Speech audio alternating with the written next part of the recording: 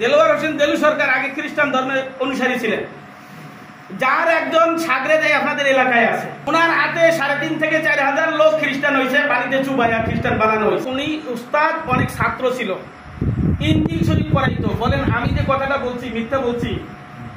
Mister Paul এর আগে হযরত ঈসা আলাইহিস সালামকে হত্যা করার জন্য, তার অনুসারীকে হত্যা করার জন্য এক দরবার থেকে আরেক দরবার ছুটে যেত। এটা কি ঠিক না বেঠিক? নাম কি? Mister Paul. আগে নাম কি ছিল? শাউল। ইহুদি শাউল।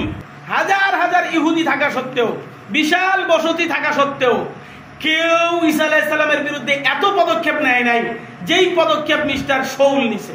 ওই রাজার দরবারে গেছে, ওইখানে দাওয়াত দিতে গেছে ঈসা আলাইহিস সালাম, ওই রাজার দরবারে গিয়া উস্কানি দিছে। ঈসা আলাইহিস সালাম আরেক রাজ্য গেছে, ওখানে দিন প্রচারের জন্য, ওইখানে গিয়া মিস্টার শাউল ওই রাজাকে উস্কায়া দিছে যাতে হত্যা করতে পারে।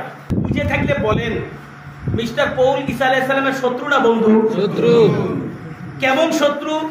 এমনি ধন সম্পদের শত্রু না জানের দুশমন?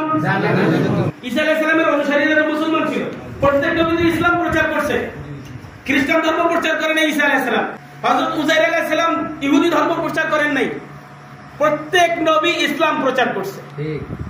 প্রত্যেক নবীর বিদায়ের পরে এই মূল ধর্ম থেকে একটা অংশ আলাদা হয়ে গেছে, সেটা আমাদের নবী মুহাম্মদ সাল্লাল্লাহু আলাইহি ওয়াসাল্লামের বিদায়ের পরেও একটা অংশ আলাদা হয়ে গেছে। সেই ধর্মের নাম কি? শিয়া ধর্ম। হযরত উযাইর আলাইহিস সালামের অনুসারী সবাই মুসলমান।